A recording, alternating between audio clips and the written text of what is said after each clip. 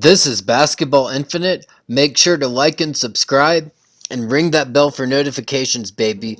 Alright, so Tim Duncan is one of the greatest basketball players of all time. He is unarguably, in most people's eyes, the greatest power forward of all time. One of the most unique players in NBA history.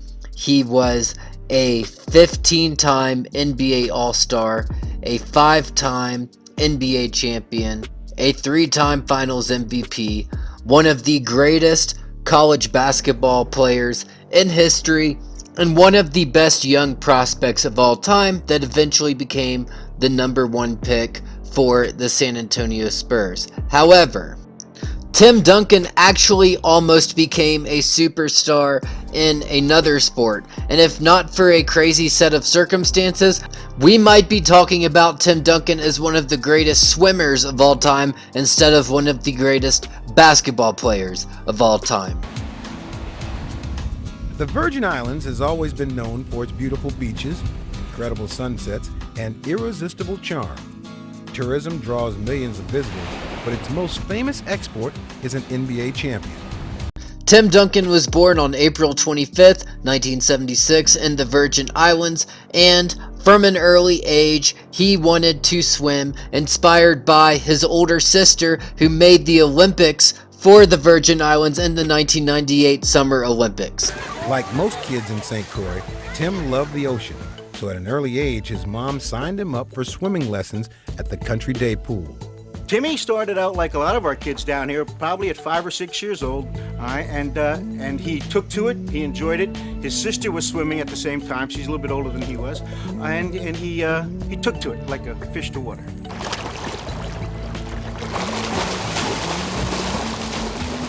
This is a picture of our national team back, I believe, in 1988, and we just took a quick team picture. We're getting ready to go to a swim meet in Santo Domingo. And this is Timmy in the very, very corner. And this is his sister next to him.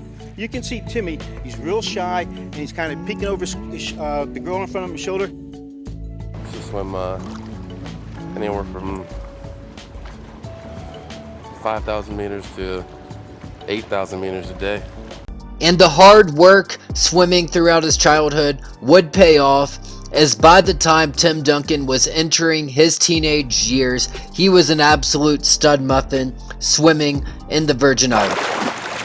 Timmy's about 12 years old, and we're swimming in a swim meet in Mission Bay in Florida. And Timmy is a little bit bigger, even to the stateside kids. Well, Timmy came in, and he just swam his heart out. That was Timmy's competitiveness back then.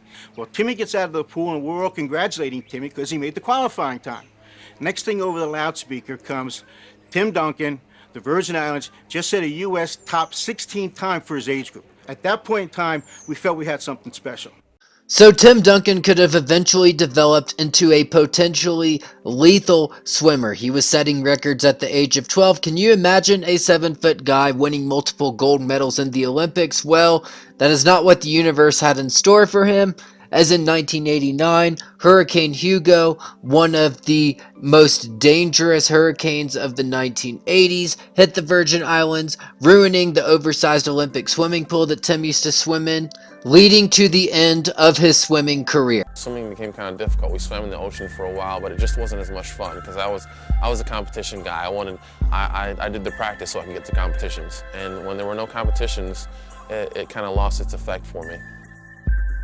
Tim's swimming career came to an abrupt halt, so he turned his attention to another sport. God blesses you in many different ways, and he sets you in a direction, and this was my direction. And that direction led him to being an NBA legend. He won an NBA ring in 1999. He won an NBA ring in 2003. He won an NBA ring in 2005. He won an NBA ring in 2007. And he won an NBA ring in 2014. A 5-time NBA champion, an NBA Hall of Famer, arguably a top 10 NBA player of all time. But if not for Hurricane Hugo, Tim Duncan's career could have potentially led him to be the Michael Jordan of swimming, and that would be a very interesting alternate universe.